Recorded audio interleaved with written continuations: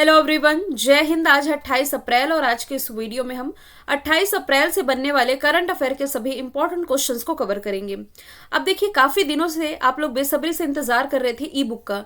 Yearly ई book है जिसमें कि पिछले साल अप्रैल से लेकर के इस साल के अप्रैल तक का डेटा कवर कराया गया है।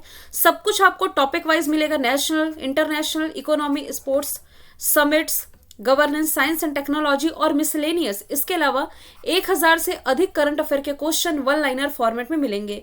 आपके आगामी जितने भी एग्जाम होने जा रहे हैं, वनडे एग्जाम, उन सभी के लिए एकदम बेस्ट से भी बेस्ट ई बुक ये होने जा रही है। मेरे द्वारा आप लोगों के लिए लॉन्च की जाने वाली ये फर्स्ट ई बुक है। अब दिक्कत क्या आ रही थी कि टेक्निकल इशू है, कुछ वेरिफिकेशन नहीं हो पा रहा है, जिसके कारण ई बुक आप लोगों को मिल नहीं पा रही थी। तो इसके लिए क्या करें, क्योंकि स्टूडेंट के बैक टू बैक एग्जाम होने हैं और इंतजार नहीं कर सकते थे, इसलिए एक आसान सा उपाय निकाला गया है। सबसे पहले आप एक व्हाट्सएप नंबर नोट कर लीजिए। आप चाहें तो इस नंबर को मेरे ही नाम से, कल्याणी मैम के नाम से सेव कर सकते हैं। आप लोग कह भी रहे थे कि मैम एक नंबर दीजिए जिसमें डिस्कशन हो सके, तो डेफिनेटली इस नंबर को आप सेव कीजिए।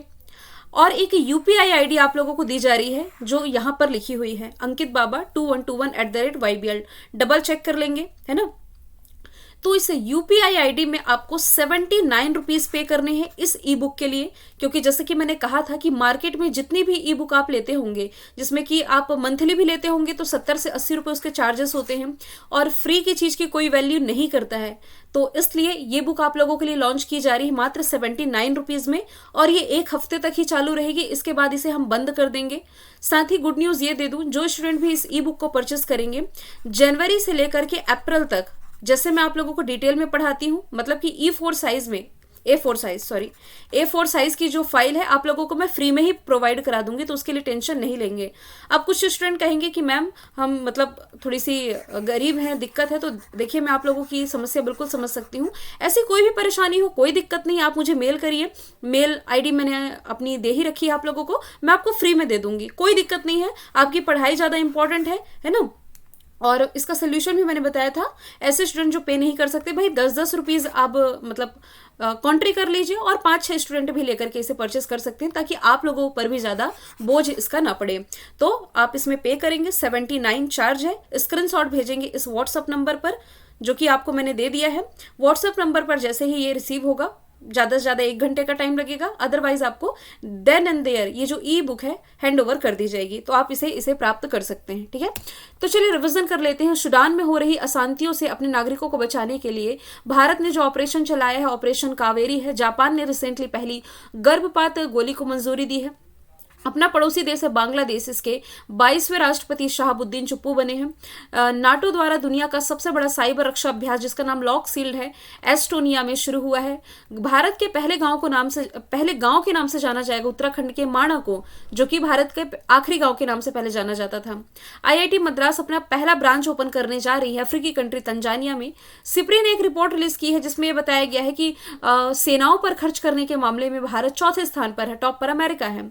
अभी सबसे शक्तिशाली रॉकेट स्टारशिप की लॉन्चिंग फेल हुई है, स्पेस एक्स से रिलेटेड है, अमेरिका की प्राइवेट स्पेस कंपनी।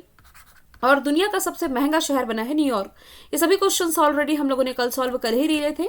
चलिए शुरू कर लेते हैं। आज का हमारा पहला सवाल, देश का पहला टाइगर रिजर्व कौन सा है जहां भालुओं को ट्रांसलोकेट करके बसाया गया है? तो इस टाइगर रिजर्व का नाम है सारिस का टाइगर रिजर्व। ये कहाँ हो जाएगा?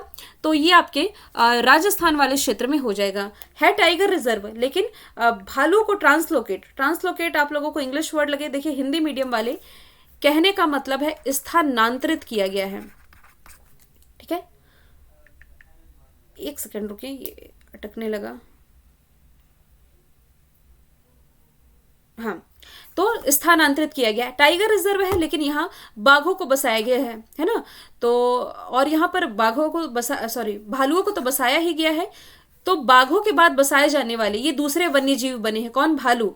और इन्हें सैटेलाइट कॉलर पहनाया गया है। अब ये क्या होता है सैटेलाइट कॉलर? मतलब कि इन्हें राडार के माध्यम से कैप्चर किया जा सके कि भाई ये किस एरिया में घूम रहे हैं, इतना तो आप समझ ही गए। तो अभी वन अधिकारियों के अनुसार यहाँ पर एक मादा और एक नर भालू को सैटेलाइट कॉलर लगाया गया और इस टाइगर रिजर्व में ट्रांसलोकेट कर दिया गया है।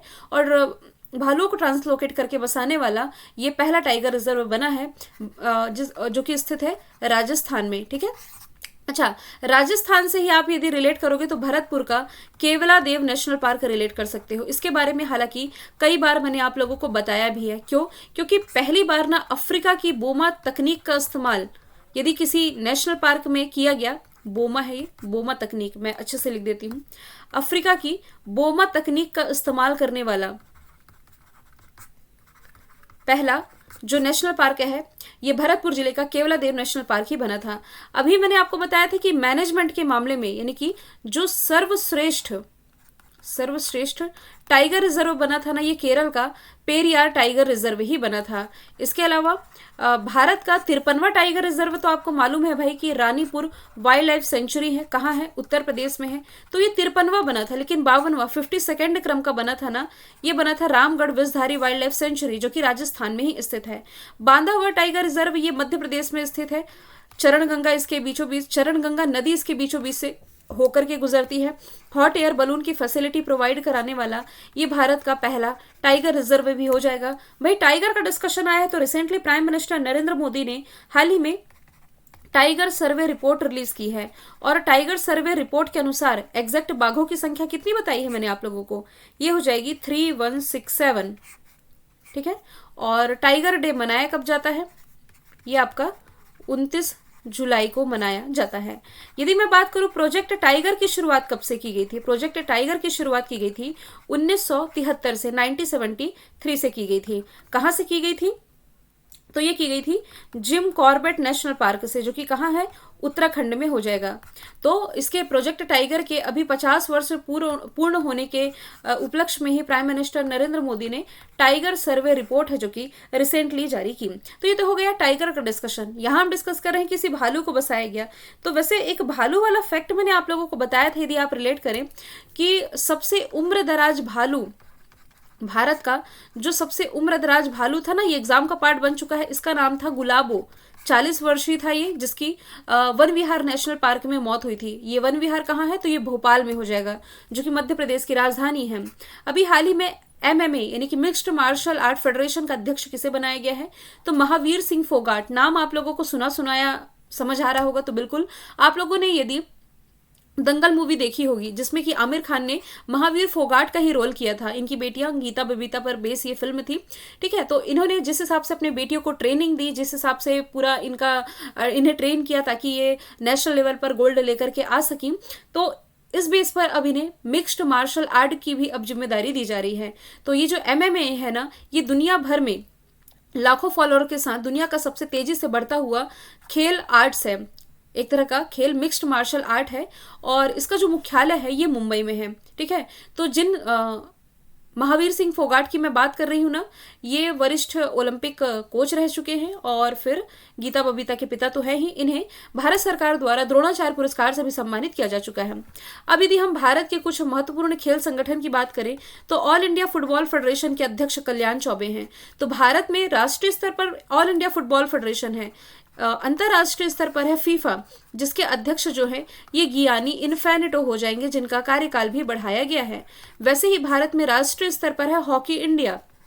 तो हॉकी इंडिया के जो अध्यक्ष है ये दिलीप तर्की हैं, लेकिन अंतरराष्ट्रीय स्तर पर इसके लिए जो ऑर्गेनाइजेशन है ये हॉकी मतलब इंटरनेशनल हॉकी फेडरेशन है, जिसके अध्यक्ष कौन हो जाएंगे? ये तैयब इकराम हो जाएंगे। वैसे ही यदि आप फोर्थ ऑप्शन को रिलेट करोगे तो भारत में जो इंडियन ओलंपिक एसोसिएशन है इसकी अध्यक्ष तो PT ऊषा है। अंतरराष्ट्रीय स्तर पर जो इंटरनेशनल ओलंपिक कमेटी है इसके अध्यक्ष जो है ये थॉमस बाक हो जाएंगे। तो एडिशनल तौर पर आप ये भी याद रख सकते हो। आगे चलते हैं, किस राज्य के मनामुदुरई मिट्टी के बर्तन को GI टैग मिला है? तो मनामुदुरई मिट्टी के बर्तन को GI टैग रिसेंटली प्रोवाइड कराया गया है तमिलनाडु में। तमिलनाडु के शिवगंगई जिले का एक छोटा सा गांव मनामुदुरई मिट्टी के बर्तन बनाने के लिए जाना जाता है। और मैंने आपको बताया भी है कि किसी भी प्रोडक्ट को GI टैग क्यों दिया जाता है, ताकि उस प्रोडक्ट को एक राष्ट्रीय अंतर्राष्ट्रीय पहचान मिले, लोगों में डिमांड बढ़े। किसी भी प्रोडक्ट को यदि दिया जाएगा तो 10 साल के लिए वैलिड रहेगा, और सबसे पहली बार ये मिला था 2004 में। पूछा जाए किसे मिला था तो ये दार्जिलिंग की चाय को मिला था। ठीक है, तो यदि मैं बात करूं तमिलनाडु की राजधानी चेन्नई, जहां रिलायंस इंडस्ट्रीज लिमिटेड के द्वारा भारत का पहला मल्टी मॉडल लॉजिस्टिक पार्क है जो कि ये स्थापित किया जा रहा है। इसी चेन्नई में ओला के द्वारा सबसे बड़ा स्कूटर कारखाना स्थापित किया जा रहा है। भारत और श्रीलंका या तमिलनाडु और श्रीलंका के बीच में आप पाक स्ट्रेट की लोकेशन देख सकते हैं। यहीं भारत के द्वारा पहला एनर्जी ऊर्जा द्वीप स्थापित किया जाएगा और यही कहीं ना मन्नार की खाड़ी है जहां समुद्री गाय पहला डुगोंग संरक्षण केंद्र है जो कि तमिलनाडु गवर्नमेंट के द्वारा ये स्थापित होने जा रहा है। खैर, आज का क्वेश्चन जीआई टैग पर बेस है, तो यदि आप रिलेट करोगे तो डिंडिकुला ताला, कडांगी साड़ी, पंचतीर्थम प्रसाद, इन सभी को जीआई टैग मिला। ये तमिलनाडु वाले क्षेत्र से हो जाएंगे। आप रिलेट करोगे तो मध्य प्रदेश की डिंडौरी जिले की जो गोंड पेंटिंग है, उज्जैन का बाटिक प्रिंट है, ग्वालियर की कालीन है, बालाघाट का चिन्नौर चावल है,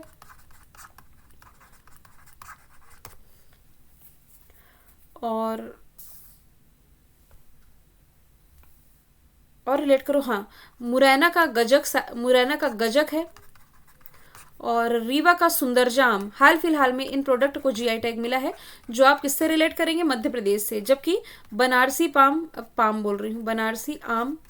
बनारसी लंगड़ा आम, पान, इन्हें सभी को जीआई टैग मिला है, उत्तर प्रदेश का प्रोडक्ट है। जम्मू कश्मीर में रिसेंटली बसोहली पेंटिंग को जीआई टैग मिला है।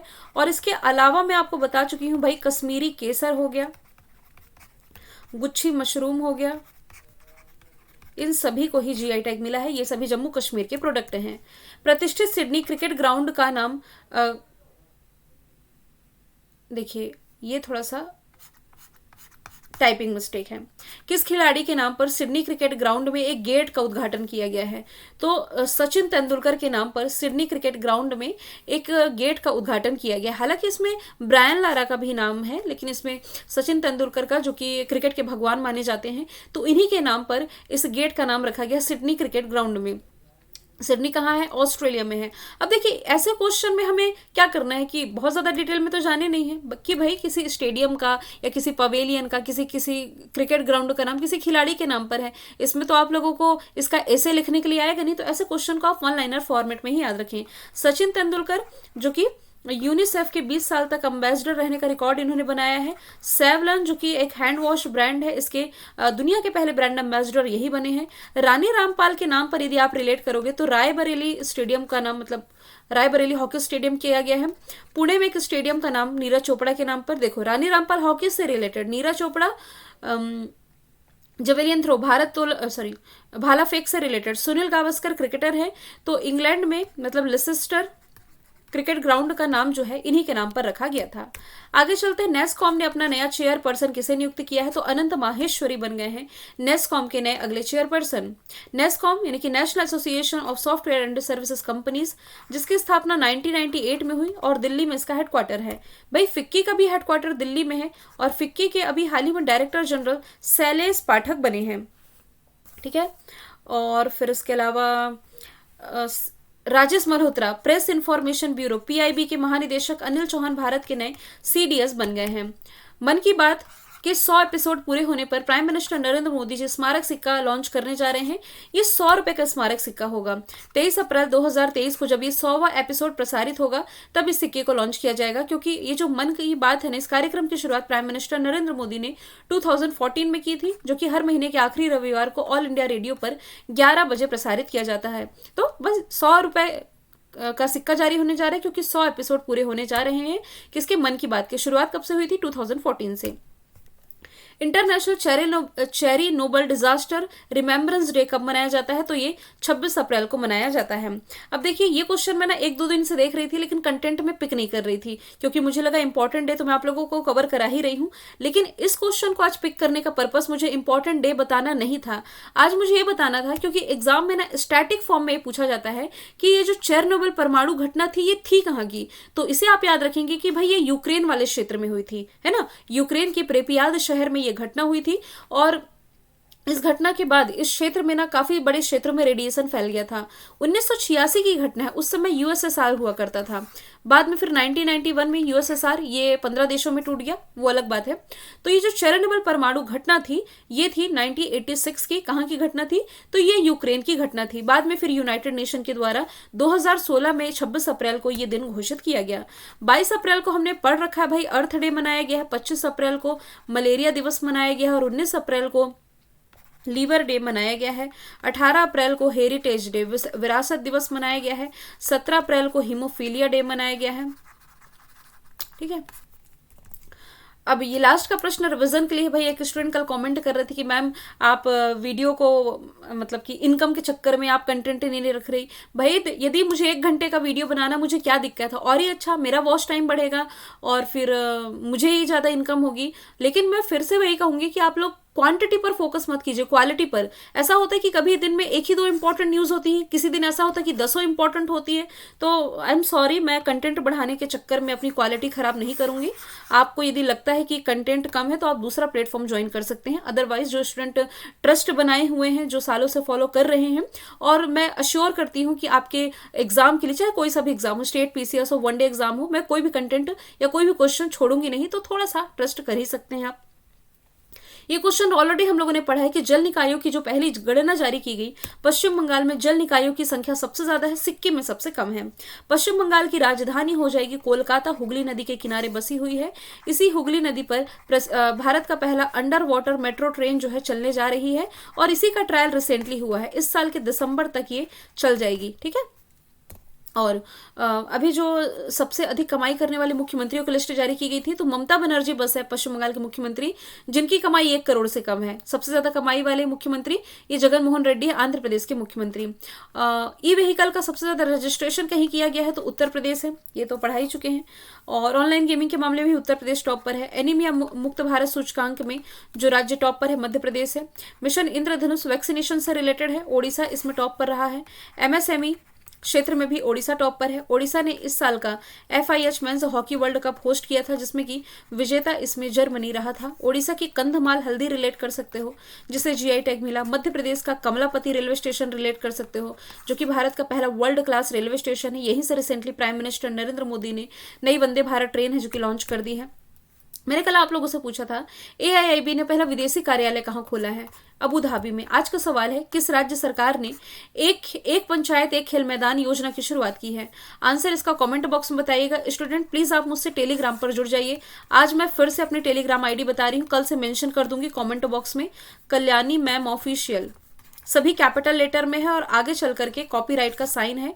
डेली की क्विज और PDF आपको यही मिलेगी, आप जुड़ सकते हैं।